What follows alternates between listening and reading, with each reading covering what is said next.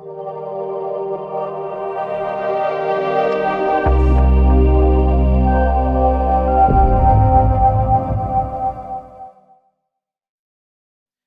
tomar o seu assento. Tudo bem, queridos? Shalom. Abra a sua Bíblia, por gentileza, ou ligue a sua Bíblia, né? Abre a sua Bíblia ou ligue a sua Bíblia.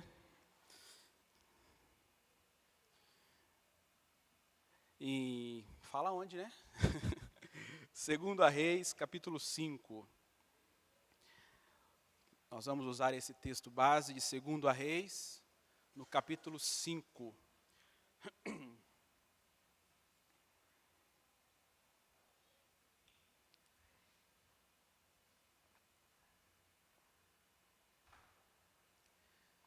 Eu quero deixar como tema dessa nossa palavra, desse nosso momento, fé, um elemento para o amadurecimento espiritual.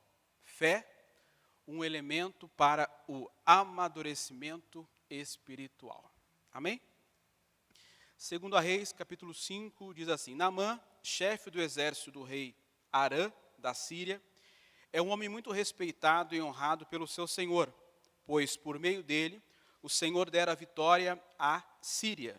No entanto, esse valoroso guerreiro contraiu uma terrível doença de pele.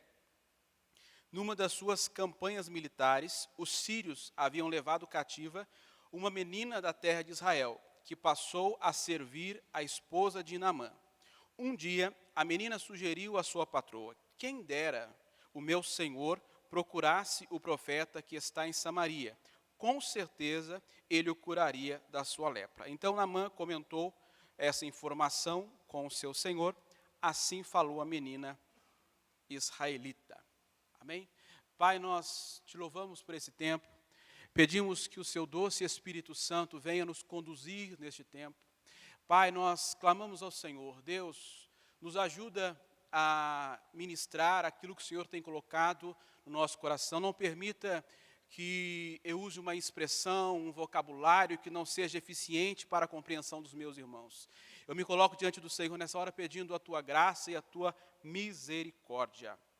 Em nome de Jesus, amém. Amém?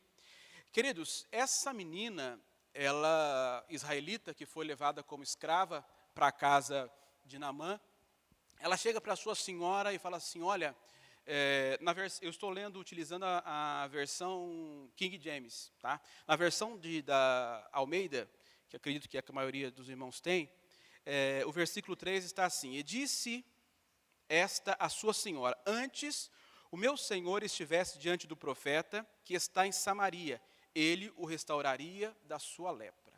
Na fala da menina, ela apresenta para a sua senhora dois lugares, certo? Primeiro ela fala assim: olha, antes o meu senhor estivesse diante do profeta. Essa palavra diante, original no hebraico, é a palavra panê. Panê, quer dizer face a face, diante, ou também uma derivação dessa palavra é lugar. Então ela poderia dizer, como uma outra tradução, diz assim: antes o meu senhor estivesse no lugar do profeta Elias, ou seja, debaixo da autoridade do profeta Elias, debaixo da atmosfera de autoridade, de cobertura do profeta. Antes ele estivesse neste lugar. E posteriormente a isso, ela dá um segundo lugar, Samaria. Então ela apresenta para a sua senhora dois lugares que o seu senhor receberia o seu milagre. Em primeiro lugar, ela apresenta um lugar espiritual. Ele precisava estar diante. Na palavra hebraica aqui é a panê, um lugar. Esse lugar pode ser um lugar físico ou um lugar espiritual. Mas nós entendemos que é um lugar espiritual pela expressão que ela usa aqui. Então ela diz: olha, existe sim um lugar de cura para o meu Senhor. Existe sim um lugar de cura onde ele pode receber o seu milagre, onde ele pode receber a sua bênção, onde ele pode ser curado. Mas o lugar que ele está não é esse. Ele precisa ir para um outro lugar, tanto espiritualmente quanto fisicamente. Espiritualmente ele precisa sair dessa atmosfera, deste lugar que ele está, ir para um outro lugar, e fisicamente ele precisa estar em Samaria. Então ela apresenta, quando fala para a sua senhora, ela apresenta 2 lugares que ele precisava estar. Qual era o lugar que Naamã espiritualmente estava? Naamã espiritualmente estava, leia comigo o versículo 9, do capítulo 5. Naamã foi com seus cavalos e com seu carro e parou na entrada da casa de Eliseu. Então este mandou o mensageiro dizer-lhe: vai, lavar-te 7 vezes no Jordão, e tua carne te será restituída e ficará limpa. No entanto, Naamã sentiu-se insultado, retirou-se reclamando. Eu imaginava que este homem viria receber-me pessoalmente, invocaria em pé o nome do Senhor, o seu Deus, moveria a mão sobre as feridas e me curaria dessa enfermidade horrível em minha pele. Naamã chega diante do profeta com uma expectativa. Ele chega diante do profeta já com todo um cenário pronto. Pô, eu sou um grande general. Eu sou um grande general. Eu sou um grande homem de guerra. Eu sou querido pelo meu rei. Eu tenho uma estatura, eu tenho algo. Eu não sou qualquer um. Então existe um protocolo para o profeta vir falar comigo. Ele tem que sair da casa, ele tem que vir me receber, ele tem que levantar a mão, ele tem que dar 2 voltinhas, 3 voltinhas para me receber. Existe um protocolo. Ele está espiritualmente num lugar de orgulho, de arrogância. Espiritualmente, Naamã se coloca num lugar de orgulho, de arrogância, olhando para o seu título, olhando para a sua posição. Ele não olhava ele como a sua situação de saúde, mas ele olhava o seu título que ele tinha, a sua situação. Então ele está espiritualmente num lugar de orgulho, de arrogância. O milagre de Naamã não estava neste lugar. Ele precisava transicionar para um outro lugar, para então receber o seu milagre, receber a sua cura, certo? Quando então os seus servos se aproximam dele e falam: meu senhor, mas se ele nos pedisse algo mais difícil, você não faria? Já viemos de tão longe, vamos, o que custa? Então ele tem uma ação de humildade, de arrependimento, de obediência, então ele vai cumprir aquilo que ele estava sido ordenado, certo? Ele precisou sair de um lugar de arrogância, de um lugar de orgulho, e ir para um outro lugar, para um lugar de humildade e de obediência, porque o milagre dele não estava naquele lugar de orgulho, mas o milagre estava num lugar de obediência e de humildade, certo? Quando a menina fala para a senhora: olha, o meu senhor precisa ir para um lugar de espiritual, trocar de lugar espiritual, tanto um lugar físico, Samaria, quando ela fala isso, está implícito na fala dela, ele precisa transicionar, sair de um ponto e ir para o outro ponto. Certo? Porque às vezes o nosso milagre não está no lugar espiritual que nós estamos, mas está em outro lugar. Vamos entender como a transição, o caminho de um lugar para o outro como amadurecimento. Vamos entender como eu saí de um lugar de paralisia, eu saí de um lugar de arrogância, eu saí de um lugar de orgulho, para ir para um lugar de obediência, para ir para um lugar de humildade. Vamos entender esse caminho como um amadurecimento. Naamã precisava amadurecer para receber o seu milagre. Aonde ele estava espiritualmente não lhe proporcionava, ele não estava habilitado a receber a sua cura, a receber o seu milagre. Ele precisava transicionar, ele precisava amadurecer. Para ficar mais claro, eu tenho um filho de 4 anos, o Davi. Imagine você que ele chega para mim e fala assim: pai, eu quero dirigir o carro. Nós temos um carro, eu quero dirigir o carro. Seria sensato da minha parte falar: está aqui a chave, vai lá, põe 3, 4 amiguinhos dentro do carro e vai dar uma volta. Por que não seria sensato da minha parte? Porque ele ainda é imaturo. Ele ainda é imaturo, ele não tem maturidade, ele não tem habilidade para isso. O que está na área espiritual que ele está agora com 4 anos é dirigir um carrinho de controle remoto, um carrinho de flexão. É isso que está hoje na área que ele está. No nível de maturidade hoje que ele está, o que lhe está disponível é empurrar um carrinho de flexão, um carrinho de controle remoto. É isso que está lhe disponível nesse nível que ele está. Tem mais 14 anos, um período de amadurecimento, para ele chegar num ponto onde ele possivelmente vai dirigir um carro. Ele precisa amadurecer. Passar por um período de amadurecimento para então ter a bênção de conduzir o carro. O que acontece às vezes, nós estamos num lugar espiritual e estamos orando a Deus por coisas que está em outro lugar. Nós estamos em um lugar espiritual, onde eu estou habilitado a empurrar um carrinho. E estou pedindo a Deus um automóvel. Irmãos, é só uma alegoria para vocês vão entender. Estou pedindo a Deus um automóvel. É como Deus está falando assim, meu filho, sim, eu tenho um automóvel para você, sim, eu tenho isso para você, mas é preciso você primeiro passar por um caminhozinho chamado amadurecimento. É preciso você caminhar numa trilha de amadurecimento. Porque se eu lhe entregar isso agora, não vai ser bom. Se eu lhe entregar isso agora, não vai ser bênção. É como se o Senhor falasse assim, filho, sim, eu tenho o carro para você, no nosso exemplo, eu tenho sim, mas é preciso trilhar um caminho de amadurecimento para receber, para tomar posse daquilo que o Senhor tem para mim. Queridos, essa questão de amadurecimento é tão importante que Jesus passou por ela. Ele não precisava passar, mas Jesus passou por ela. A cultura e a lei judaica diz que um homem, ele só está habilitado a ser um mestre, um professor, um rabi, com 30 anos de idade. Ele precisa ter no mínimo 30 anos de idade para exercer o ensino. Para ser um professor, para ser um mestre, para ser um rabi, ele precisa no mínimo ter 30 anos de idade. Jesus começou seu ministério com quantos anos? 30 anos de idade. Lucas capítulo 3, versículo 23, nos relata isso. Com 30 anos de idade, Jesus iniciou seu ministério. Ele precisava passar por isso? Não. Mas por que Jesus cumpriu o período de maturidade?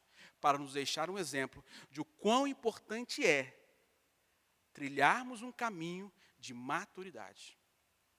Para nos deixar uma lição de o quão importante é passarmos por um caminho de maturidade espiritual.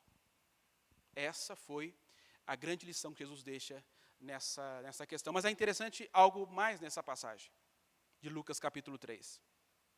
Quando foi que se ouviu a voz dos céus? Esse é meu filho amado, em quem me comprazo, em quem eu tenho prazer. Quando Jesus, com 30 anos, iniciou seu ministério. Após o batismo, Jesus iniciou seu ministério.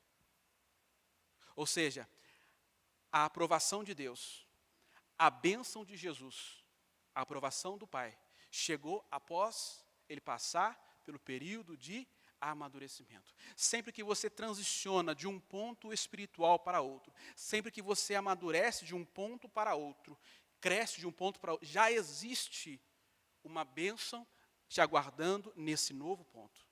Já existe uma bênção te aguardando. Naamã recebeu uma bênção da cura. Jesus recebeu a bênção da aprovação de Deus. Sempre que você sai de um ponto e vai para o outro, de amadurecimento em Deus, você começa a receber os frutos daquele lugar que você está. Você começa a colher os frutos daquele lugar de amadurecimento que você entrou, que você chegou. Abre a tua Bíblia comigo em Gálatas, capítulo 4. Hoje nós vamos ler bastante versículos. Gálatas, capítulo 4.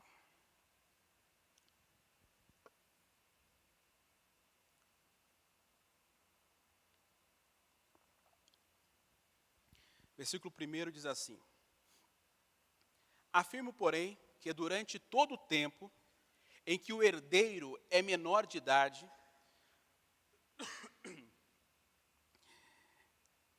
ele em nada é diferente de um escravo, mesmo sendo o dono de tudo.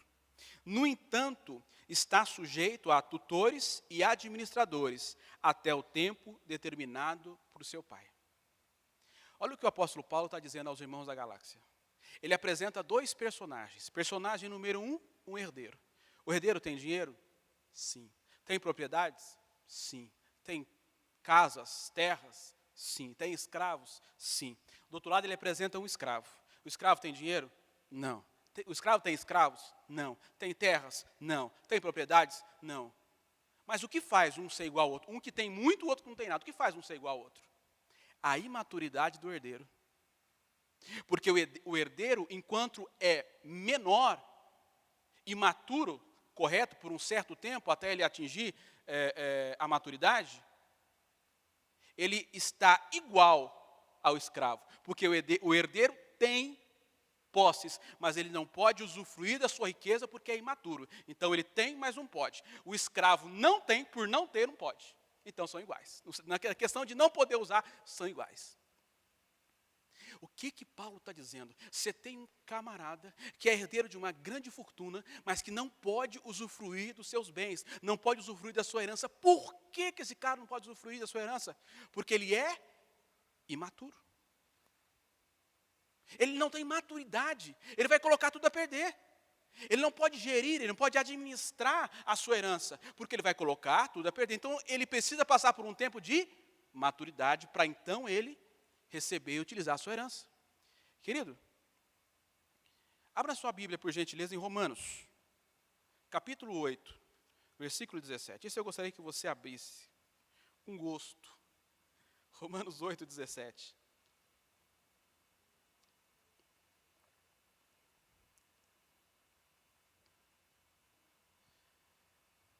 Diz assim: se somos filhos, vocês são filhos? Amém? Então é para nós. Somos filhos. Todo aquele que recebeu, deu-lhes o direito de serem chamados filhos. Todo mundo é filho de Deus? Não. Certo? Não. Deus é em criatura, nós somos. Amém? Entenderam? Então somos filhos. Então, então isso é para mim. Eu sou filho, me entreguei a Cristo, ok? Eu sou filho, então esse texto é para mim. Se somos filhos, então somos herdeiros. Olha que beleza. Mas herdeiro de quem? Herdeiros de Deus. Você está brincando.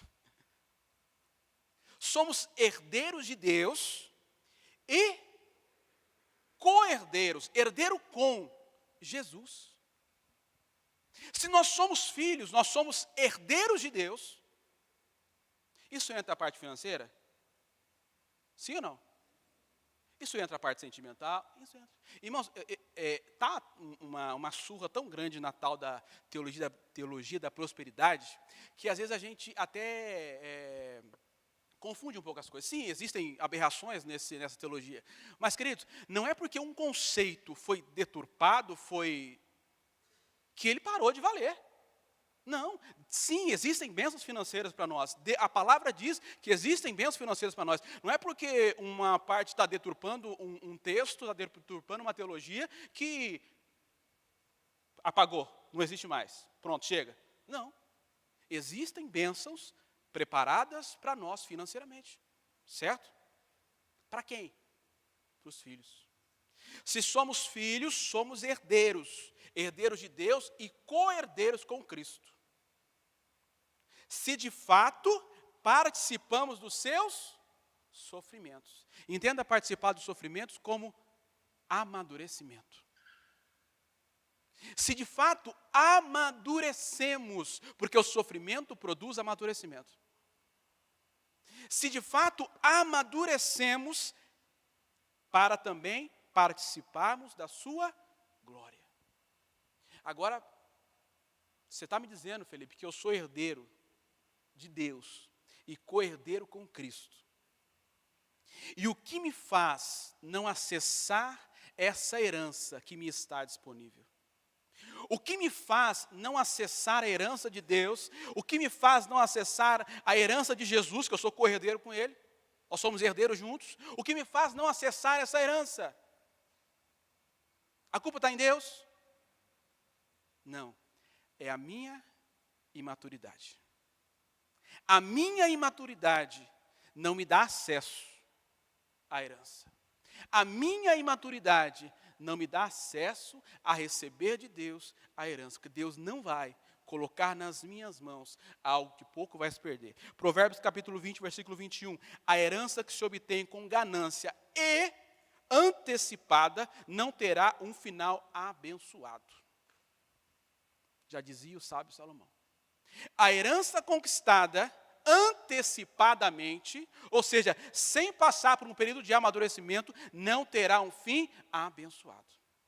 Eu tenho uma herança em Deus? Sim. Você tem uma herança em Deus? Sim. Mas o que me faz acessar isso? O que me faz tomar posse disso? Amadurecimento. amadurecimento espiritual. O amadurecimento espiritual me faz acessar. Já diria o filho pródigo, que recebeu uma herança antes do tempo, que recebeu uma herança antes de estar pronto para gerir, para administrar a sua riqueza. Ok, pregador, você está me dizendo que existem bênçãos que eu preciso sair de um lugar de imaturidade para ir para um lugar de maturidade para receber. Você está me dizendo que existe uma herança para eu receber em Deus, que eu só conseguirei receber essa herança se eu passar por um caminho de maturidade. Eu só conseguirei usufruir disso quando eu estiver apto a exercer, apto a cuidar, apto a gerir. Legal. Mas, para eu, você, nós fazemos um diagnóstico se estamos num lado da imaturidade ou se estamos no lado da maturidade. Abra sua Bíblia, por gentileza, e eu quero falar aqui duas características de uma pessoa imatura. Duas características de uma pessoa imatura espiritualmente. 1 Coríntios capítulo 3.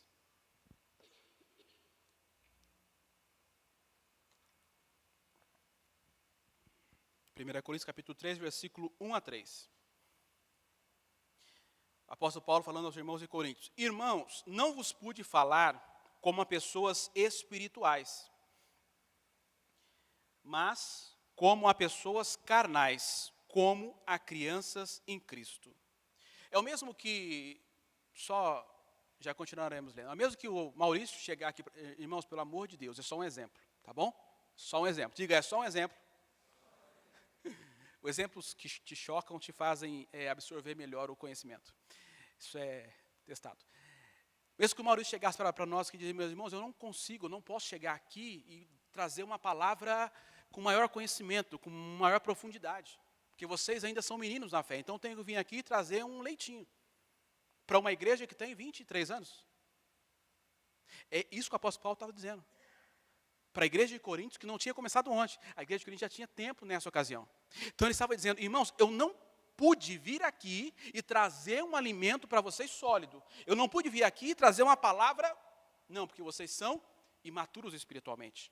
Vocês são carnais. A palavra carnal aqui, no grego, é a palavra sarkinos. Sarkinos, que significa também cheios de carne, fraqueza e fragilidade. Vocês são muito fracos, vocês são muito frágeis. É isso que o apóstolo Paulo está dizendo aos irmãos de Coríntios. Para uma igreja que já tinha um bom tempo de caminhada.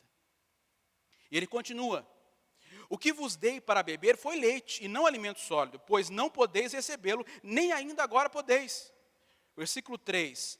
Porque ainda sois carnais, visto que campeia, existe entre vós todo tipo de inveja, talvez na sua tradução esteja ciúmes, e discórdia, dissensões. Por acaso não estáis sendo carnais? Vocês vão negar que vocês estão sendo carnais? Isso que ele está dizendo. Vocês vão negar que vocês estão sendo carnais? Então o que ele está dizendo? Olha, qual é a razão, qual é o motivo que faz com que vocês sejam carnais? Porque existe entre vós muita inveja e discórdia. Ou seja, sentimentos humanos.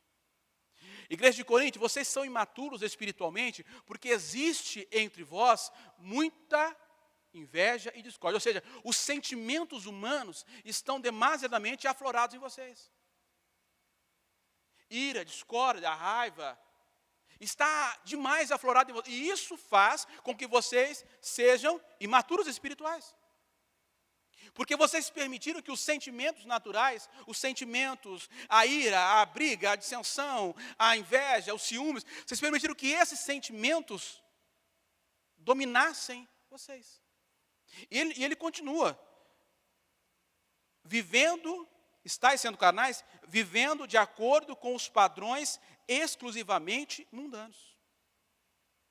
Ou seja, vocês estão arraigados demais a esse mundo.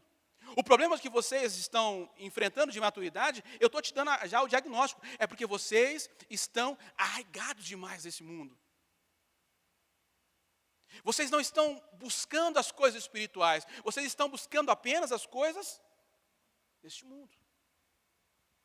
Seus sentimentos humanos estão aflorados, uma característica, e o seu apego às coisas do mundo está demasiadamente forte. O seu foco está no mundo. É isso que o apóstolo Paulo está dizendo aos irmãos de Coríntios. Eu preciso acordar às 6 da manhã, fazer um devocionalzinho The Flash, na unção do The Flash. Vou trabalhar até às 6 da tarde, chego em casa às 6 da tarde, eu vou talvez preparar do outro dia, eu vou jantar, acabou o dia. Eu estou demasiadamente preso às coisas deste mundo. Eu estou demasiadamente preso às coisas deste mundo. Quando eu não alimento o meu espírito, quando eu não me alimento das coisas espirituais, eu tenho uma tendência a estar imaturo espiritual. Então o apóstolo Paulo, ele vem e dá uma lição aos irmãos. Vocês precisam deixar de lado os sentimentos mundanos e o apego, a prioridade desse mundo. Vocês precisam trocar, mudar a sua prioridade.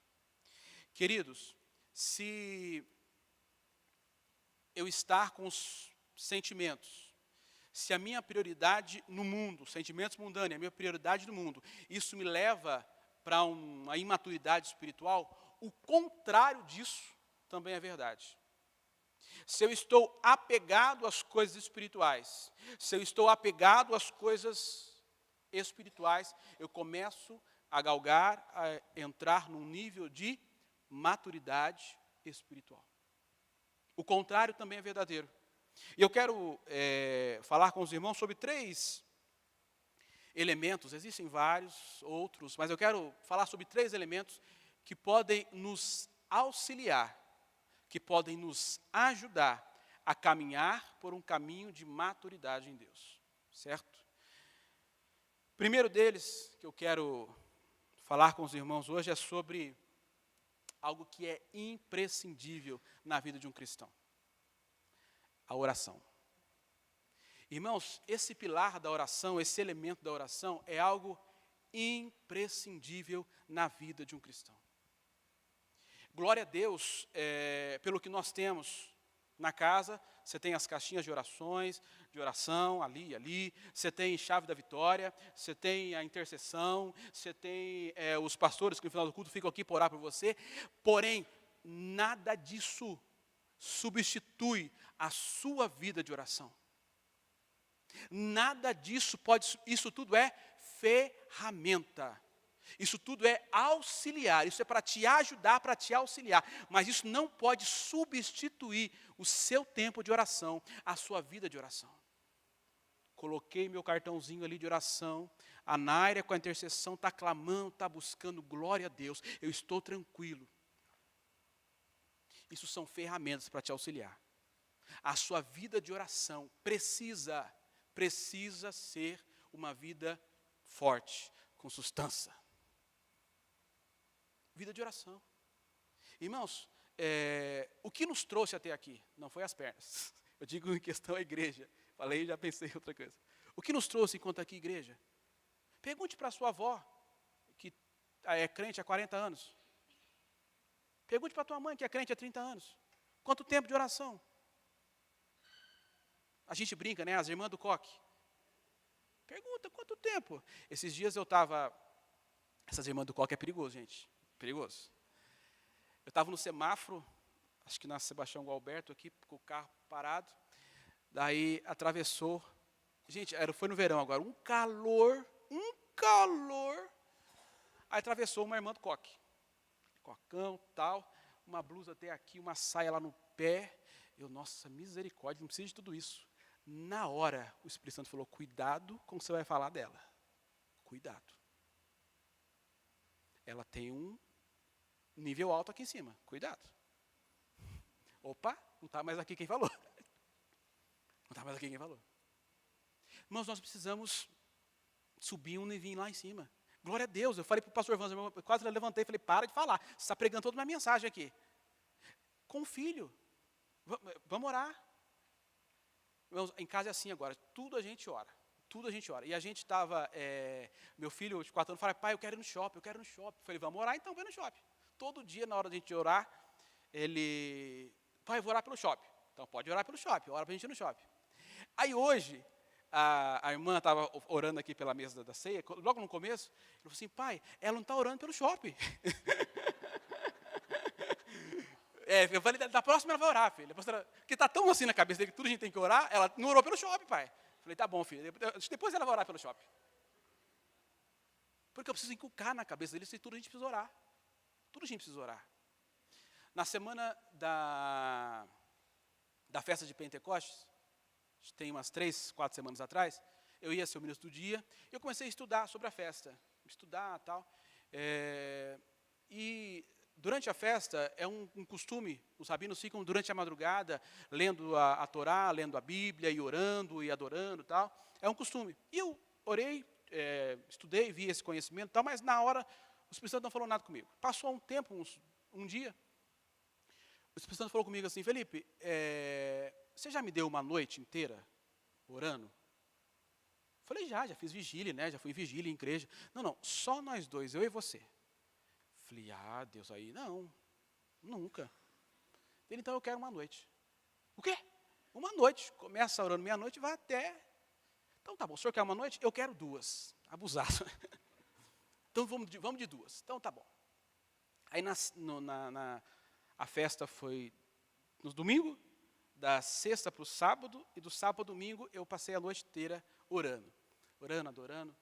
No primeira noite eu fui da meia-noite até as 9h30 da manhã. O combinado era até o sol raiar, né? Na segunda noite, eu fui até umas 7h30, mais ou menos.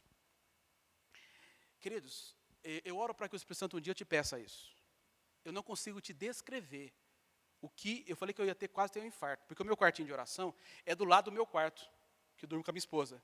Então, eu não podia orar alto, não podia berrar, gritar, porque ela estava do lado. Então, eu ia acordar ela de madrugada, né? Então, eu estava só gesticulava com a boca. Queridos, eu não consigo lhe descrever a manifestação do Espírito que houve nesses 2 dias. Eu não consigo. Eu oro para que um dia o Espírito Santo te pegue de jeito para você te levar a esse lugar. É muito gostoso, é muito prazeroso. No primeiro dia, raiou o dia, eu falei, vou ficar mais, eu quero ficar mais, o sono apertando. Não, eu quero ficar mais aqui, eu fiquei até as 9h30, aguentei até as 9h30 da manhã. Isso foi no primeiro. No segundo dia, aconteceu um fato engraçado, que eu comecei a orar, meia-noite, e meia-noite e meia, estava ali adorando, meia-noite e meia o Espírito Santo falou comigo assim, pega um papel e uma caneta, que eu quero te dar algumas instruções. Peguei um caderno, está aqui o caderno, pode falar à vontade. Caderno, uma caneta. Nós começamos a conversar, o Espírito falou assim, pega a sua Bíblia, abre a sua Bíblia no capítulo tal, Isaías, não me lembro o capítulo agora, capítulo tal. Eu li um versículo, o Espírito Santo me falava comigo acerca daquilo, falou sobre minha vida, sobre ministério, sobre a empresa, sobre várias coisas. Nós ficamos conversando da meia-noite e meia até umas 2h40, mais ou menos. De anotações foram umas 5 páginas, frente e verso de anotação. E eu tenho convicção plena que eu não estava falando nada. Para não acordar minha esposa que estava do lado, eu só gesticulava com a boca ou pensava. Tá bom. Aí, 7h30 da manhã, acabou, né? Eu dormi um pouquinho, depois levantei, acho que era meio-dia mais ou menos. Aí a minha esposa, oi, tudo bem? Nossa, você me acordou essa noite. Falei, eu? Nossa, eu fiquei quieto. Não, essa noite você me acordou. Começou lá pela meia-noite e pouco, parece uma conversa lá dentro do quartinho, vocês conversando, uma conversa aiada lá dentro. Parecia que tinha 2 pessoas conversando lá. Quem estava lá? Falei, amor. Falei, ó, o negócio é o seguinte, eu sei que eu fiquei quietinho. Quem te acordou foi o Espírito Santo, vai falar com ele, vai reclamar com ele. Eu estava quieto. Queridos, nós precisamos ter esse tempo de oração. Felipe, não dá ainda para a noite toda. Querido, meia hora, 1 hora. Mas você precisa ter uma vida de oração. Você precisa ter um tempo para parar para você orar, para você buscar Deus. Charles Spurgeon, um grande pregador batista, diz assim, se formos fracos no relacionamento com Deus, seremos fracos em tudo. Se formos fracos no relacionamento com Deus, um grande pregador, Charles Spurgeon, um grande pregador, seremos fracos em tudo. A sua vida de oração depende de todas as outras coisas. Em Lucas capítulo 18, versículo 1, diz assim, e contou-lhes também uma parábola sobre o dever de orar sempre e nunca desfalecer. Sobre o que, irmãos? O dever, tá? Sobre o quê? O dever. Orar não é uma opção. Orar é um dever. Jesus disse, Lucas capítulo 18, versículo 1, você abre aí. Orar não é uma opção, orar é um dever, é uma obrigação. Como que você pode dizer, eu sou cristão, seguidor de Cristo, se você não tem um relacionamento com o seu Deus? E como você tem um relacionamento com Ele? Oração. Sobre o dever, sobre a obrigação de orar sempre. Aí ele vem e acaba com tudo. E nunca desfalecer. Nunca desfalecer. Eu devo orar sempre, eu devo clamar sempre e nunca desfalecer. Irmão, mas já faz 5 anos que eu estou orando 10, ore mais 10, ore mais 20, ore mais 30, até acontecer. E se não acontecer, ore mais a Deus. Senhor, mas é isso mesmo que eu quero, mas é o que o Senhor quer? Peça a Deus sinais, peça a Deus para te mostrar. Primeiro elemento que te ajuda a amadurecer espiritualmente, oração. Oração. Fala para o teu irmão, você precisa orar. Você precisa orar. Você precisa buscar Deus. Você precisa ter uma vida de oração. O segundo elemento que eu quero conversar com os irmãos, está lá em Hebreus, capítulo 5.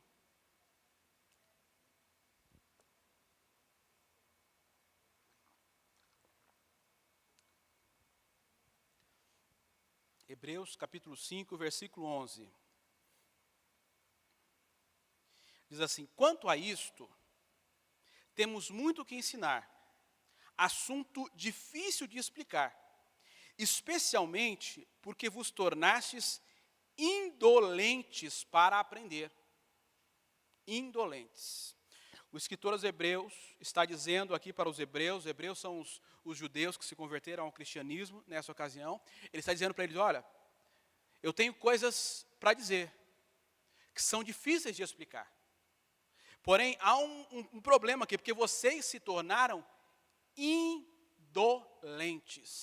A palavra grega aqui é nofros, que significa também negligentes, insensíveis, moroso e preguiçoso mental. Olha o que o escritor está dizendo aqui. Falta de interação com a palavra. Eu tenho coisas para dizer, que ele está dizendo, eu tenho coisas para dizer, difíceis de dizer, mas eu não posso dizer porque vocês se tornaram indolentes para aprender. Preguiçosos mentalmente. Ou seja, vocês não interagem com a palavra. Versículo 12. Apesar de que a essa altura já deveis ser mestres, ainda estáis precisando de que alguém vos instrua mais uma vez quanto aos princípios elementares da palavra de Deus. Voltastes à necessidade de leite, quando já deveis estar recebendo alimento sólido. Ora, quem precisa alimentar-se de leite ainda é criança e não tem experiência no ensino da justiça. O escritor está dizendo, vocês se tornaram indolentes para aprender. Deixa eu exemplificar para ficar mais claro o conceito. Imagine você que você está numa aula de matemática e o professor vem e te apresenta e fala assim, olha, eu vou ensinar para vocês aqui hoje regra de 3, certo? Então você põe aqui um valor, do lado outro, aqui outro, e você põe aqui um x, certo? Aí você faz um x no meio, multiplica esse por esse por esse, ok? Ele te passou uma informação, certo? O professor veio e te passou uma informação. Logo após isso, o que ele vai fazer? Lhe passar uma série de exercícios para fixar e essa informação se tornar um conhecimento. Então você ganhou uma informação, o que é normal, ele vai te passar uma série de exercícios, o que é o padrão, certo? Para fixar essa informação e isso se tornar um conhecimento, certo? O que o escritor está dizendo? Vocês se tornaram negligentes, ou seja, vocês recebem uma informação, mas não fazem o exercício, mas não interagem com essa palavra, e isso não torna um conhecimento. Essa é a razão com que vocês são imaturos. vocês não interagem com a palavra, você não estuda a palavra não traz em você vida, ou seja, você não interage, você é negligente com a palavra. O que o escritor, eu falo Paulo porque o escritor dos Hebreus, irmãos, é uma briga para ver quem escreveu, certo? E tem, diz é Paulo, eu particularmente acho que é Paulo, então por isso que às vezes eu falo Paulo. O que ele está dizendo? Vocês se tornaram indolentes, vocês não interagem com a palavra, recebem um conhecimento, mas vocês não interagem com esse conhecimento, isso não traz em vocês vida. Você recebe uma informação, mas isso não traz em você vida. Irmãos, posso dizer algo para vocês? O devocional que a gente faz, glória a Deus por ele, aleluia por ele, você lê um capítulo da Bíblia por dia, é o aperitivo do negócio. Você sabe quando a família toda sai de manhã para algum lugar, chega em casa assim lá pelas 11, 11h30, todo mundo urrando de fome. Aí o que a mãe fala? Come uma banana, toma um danoninho aí que vai demorar o almoço. Tem que cozinhar feijão ainda, faz alguma coisa aí. Vai demorar um pouquinho. Aí você vai e come uma banana. O devocional é a banana. Por quê? Daqui a pouco vai vir o alimento. Você lê um capítulo da Bíblia, é a banana. Porque depois, ou à noite, ou outro horário, você precisa pegar aquele texto e escrafunchar aquilo. Quem escreveu? Hoje foi Efésios 4, não é isso? Quem escreveu? Por que foi escrito? Para quem foi escrito? Qual é o contexto da história? Ou seja, Paulo não está dizendo aqui de um estudo. Não está dizendo, de ler a Bíblia, não, está dizendo de interagir com a palavra, de estudar a palavra. É isso que ele está dizendo. Vocês são imaturos porque vocês não estudam a palavra. Vocês recebem um conhecimento, recebem uma informação, essa informação não torna conhecimento, porque vocês não interagem com ela. O devocional precisa ser só a banana que vai dar uma forradinha, porque mais à noite, um outro horário, você vai pegar aquele texto e vai debulhar aquele texto. Você precisa interagir com a palavra.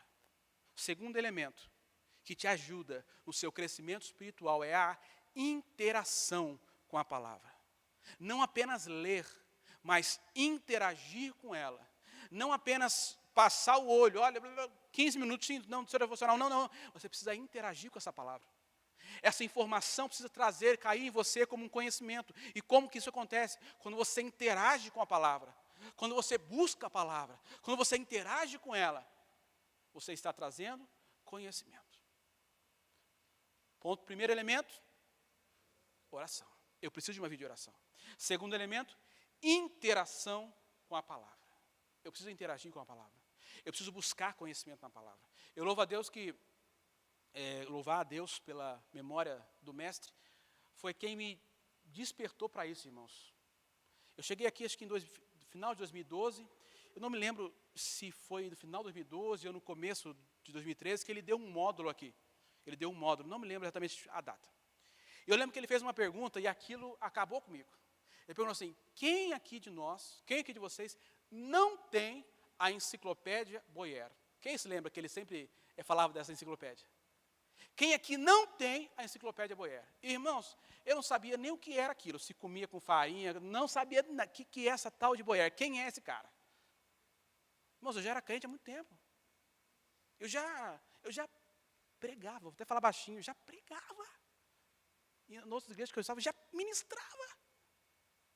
Sabe quando você entra no automático, você lê a Bíblia para preparar a mensagem? Aí eu levantei a mão, eu não tenho, não sei o que é, mas vou saber, dá um tempinho só. Cheguei em casa, fui ver quem é esse tal de Boyer.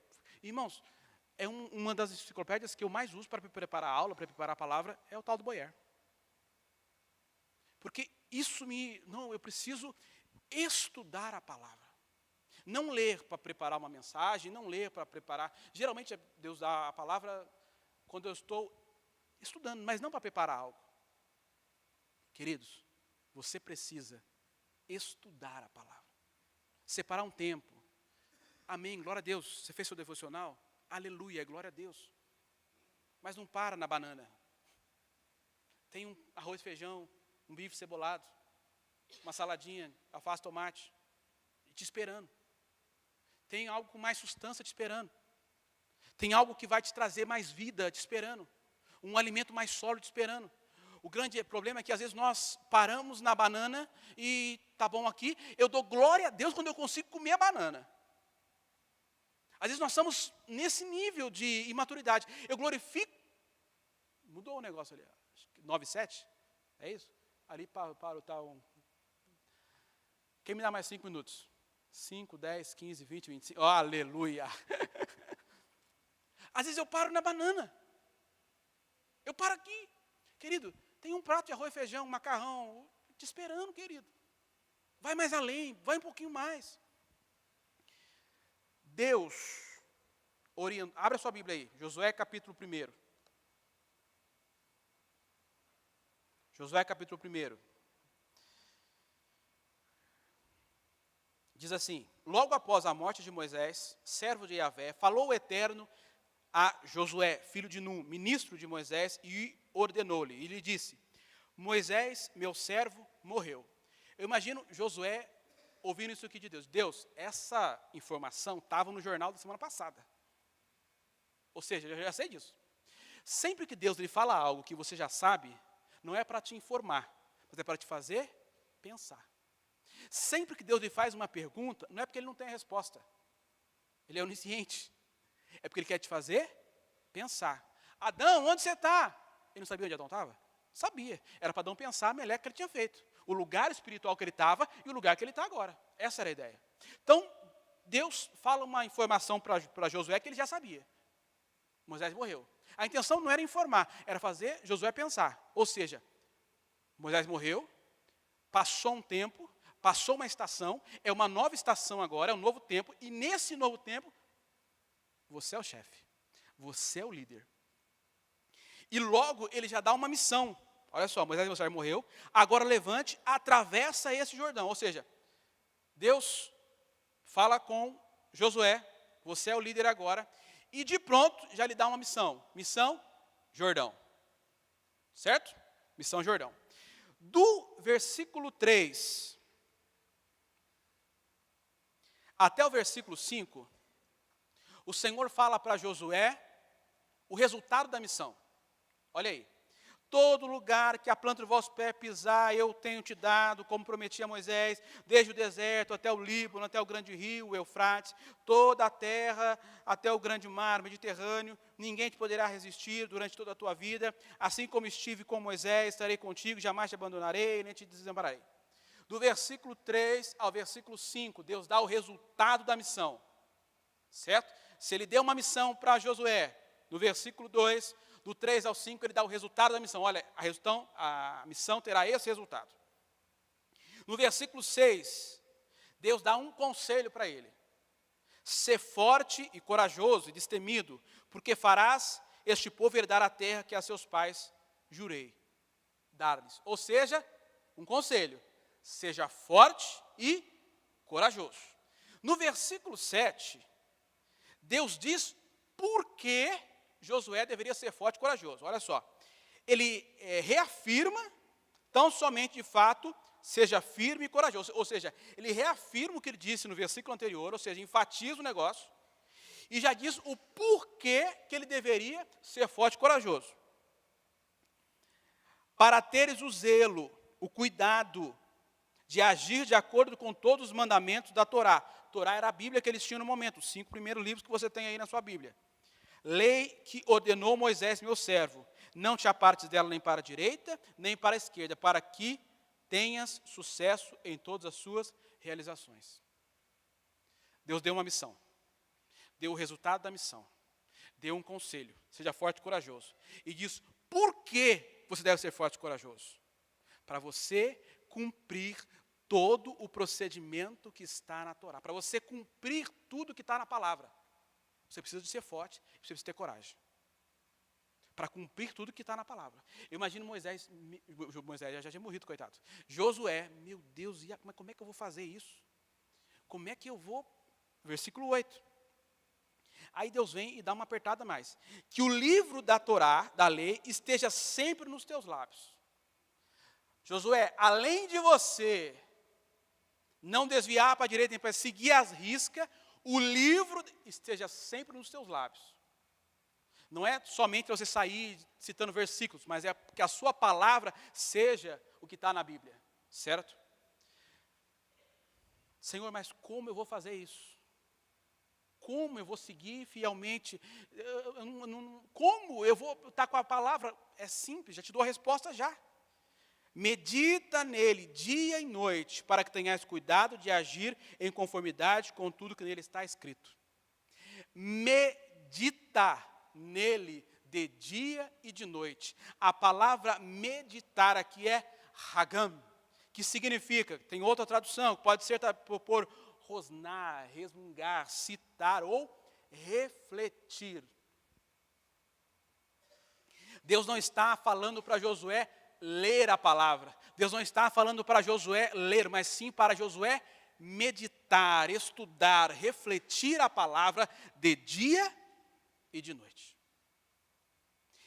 Esse era o elemento de vitória de Josué. Aí ele acaba o versículo. Deste modo, que modo? Meditando na palavra de dia e de noite. Neste modo, serás vitorioso em todas as tuas empreitadas e alcançarás bom êxito. Josué, o resultado da missão está nas tuas mãos. Eu já te falei o resultado da missão, é esse daqui. Porém, ele está nas tuas mãos. Como? Se você meditar de dia e de noite. Para quê? Para ter o cuidado de não andar nem para a direita nem para a esquerda, mas seguir à risca, seguir fielmente o que diz a palavra. Deus não fala para Josué ler, mas sim estudar, buscar, refletir, buscar conhecimento. Irmãos, é inadmissível um cristão que não interage com a palavra, porque aqui é o nosso livro de fé, é isso aqui que nós cremos.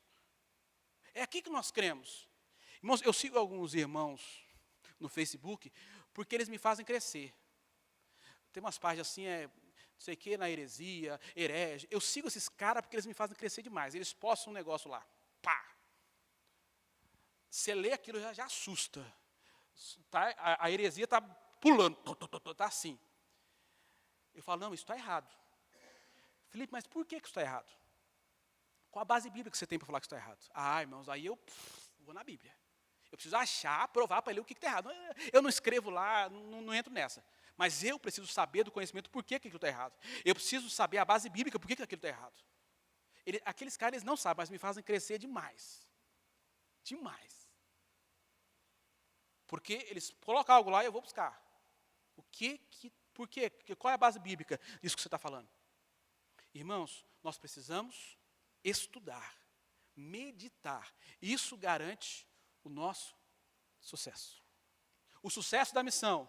Às vezes nós fracassamos em algumas áreas pelo simples fato de não estudarmos a Bíblia. E porque não estudamos, nós andamos para a direita ou para a esquerda, damos uma curvinha do que está na palavra. E isso nos faz andar por caminhos de fracasso. Primeiro elemento, oração. Segundo elemento, não entendi. Interação com a palavra. Buscar conhecimento, estudar a palavra. Mais do que ler, mas sim buscar um conhecimento. E o último elemento, que o pastor Vanso já está olhando torto para mim, está quase subindo aqui, pegando o microfone da minha mão. Fé. A fé estava no meu sermão. O último tópico, mas está aqui. Fé é um elemento que te ajuda a crescer espiritualmente. Hebreus capítulo 5, lá o versículo 14 do que nós estávamos lendo. Hebreus capítulo 5, versículo 14. O escritor dos Hebreus, nós estamos continuando o que nós falamos sobre a palavra anteriormente. Diz assim, no entanto, o alimento sólido é para os adultos, os quais, pelo exercício constante da fé, tornaram-se capazes de discernir tanto o bem quanto o mal. O exercício da fé. Eu estou usando a versão King James, talvez sua versão seja diferente. Mas a raiz da palavra grega pode dar interpretação para essa ou para a fé. O exercício da fé. Queridos, diferentemente da oração e da leitura da palavra, aqui tem um ponto diferente. Porque na oração e leitura da palavra, não vai descer 2 anjos, forte, truncudão, catar por um braço, outro cata pelo outro. Vai orar, vai ler a Bíblia, vai estudar. Não vai. O que o Espírito Santo faz, ele te dá, olha, impulsos. Vai orar, vai ler a Bíblia. Mas ele não te força a isso. Porque isso precisa ser algo, senão não é oração, senão é estou aqui obrigado, por que eu estou aqui? Não é? Apesar que de vez em quando a gente obriga os filhos, né? Pai, não quero fazer devocional. Vai fazer sim, pode ir lá fazer. Não, estou cansado. Vai fazer devocional. Por que estão em outra fase, né? São crianças, né? Mas, diferente da oração e da leitura da palavra, que não tem uma ação tão enérgica de Deus, a fé é diferente. Porque na fé, Deus coloca no nosso caminho algumas coisinhas, num linguajar mais pentecostal. Prova, luta, vento. Eu vi a moinha de Jeová, sabe? A maquininha de moer crente. É isso aí. Qual é o propósito disso? Provar a sua fé. Sabe quando fala, irmão, eu estou na maquininha de Deus. Que maquininha é essa? A maquininha de moer crente. Aquela que o peão sai do outro lado, bom que é uma beleza. Abre a tua Bíblia aí. Hebreus capítulo 11.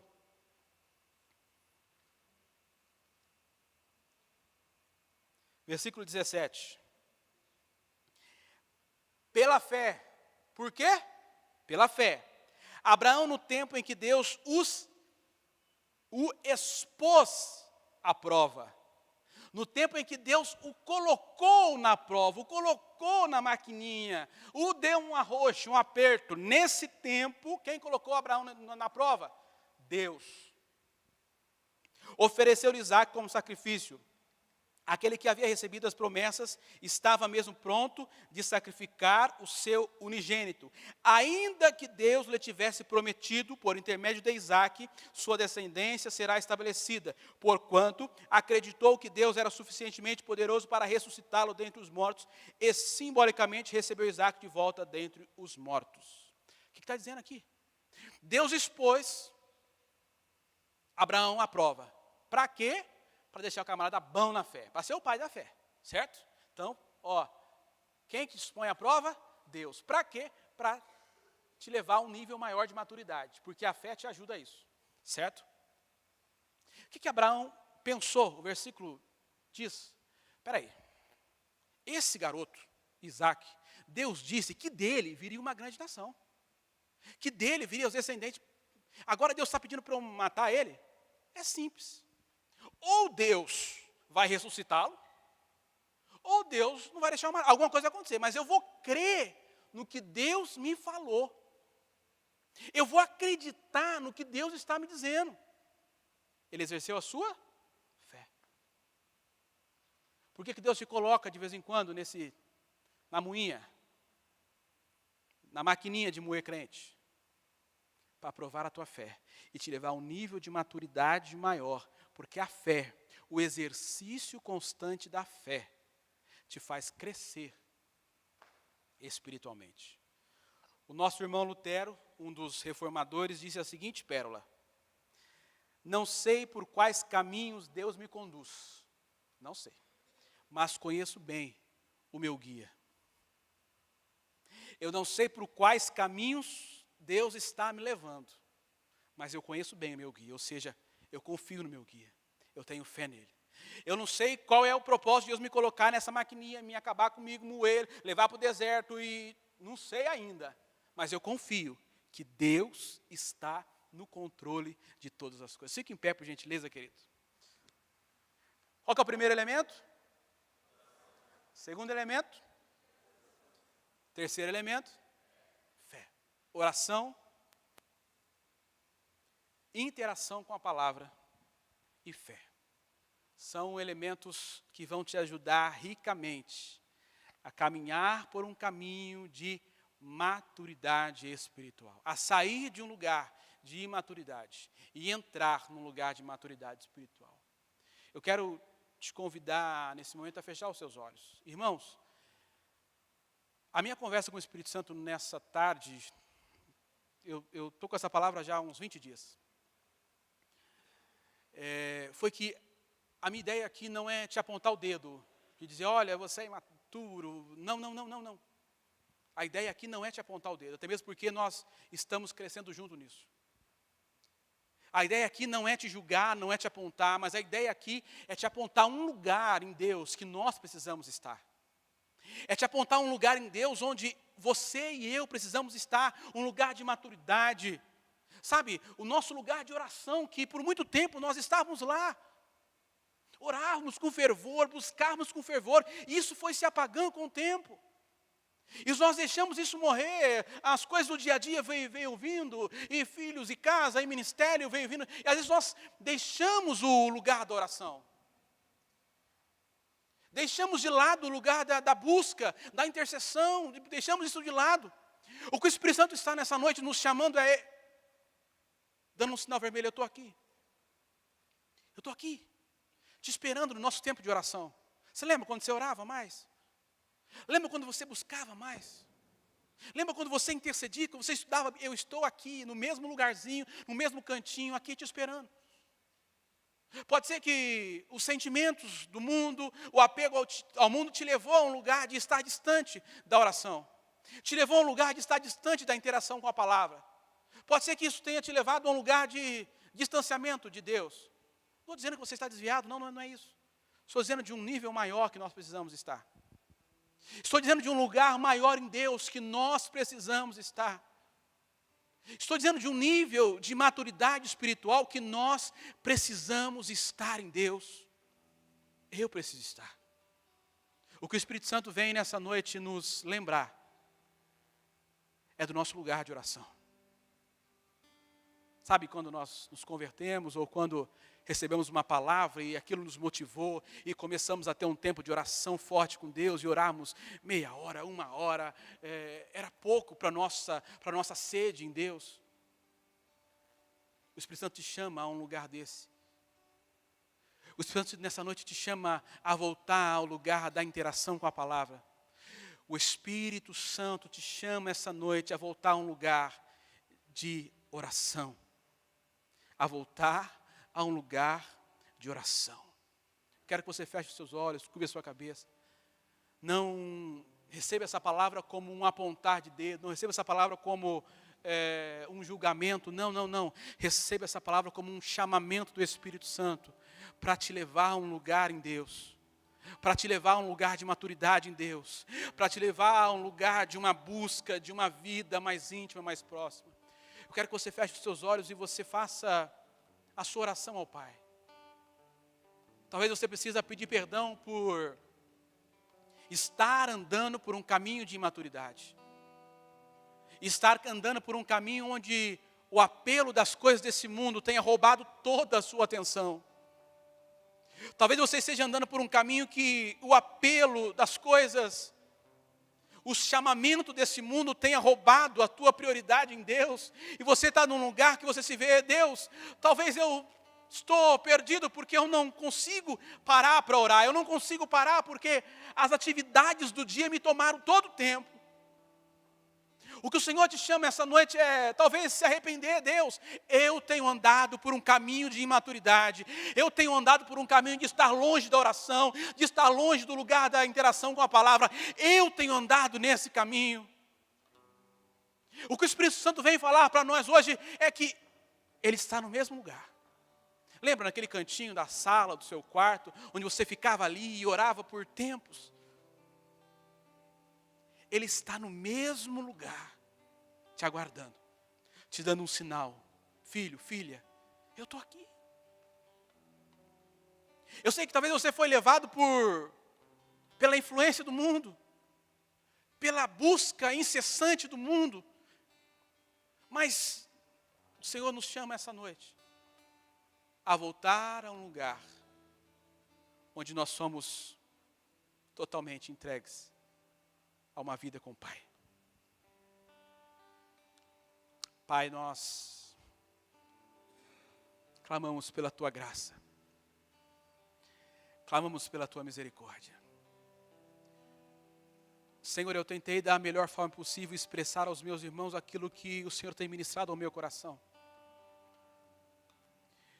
Porém, eu oro ao Senhor nesse momento que venha uma ação pessoal do Espírito Santo, ministrando em cada coração aqui.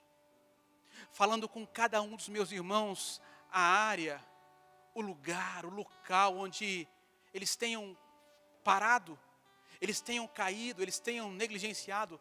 Espírito Santo, eu clamo a tua ação nesse momento para uma ação personalizada, para uma manifestação personalizada, individual, para que cada um dos meus irmãos aqui possa saber, que o Espírito Santo traga à memória agora onde caiu, aonde deixou o lugar da oração, aonde deixou o lugar da interação com a palavra, aonde deixou o lugar da busca, e que possa voltar agora e dizer: Deus, eu quero voltar a esse lugar, a esse tempo que eu te buscava, a esse tempo que eu te amava mais.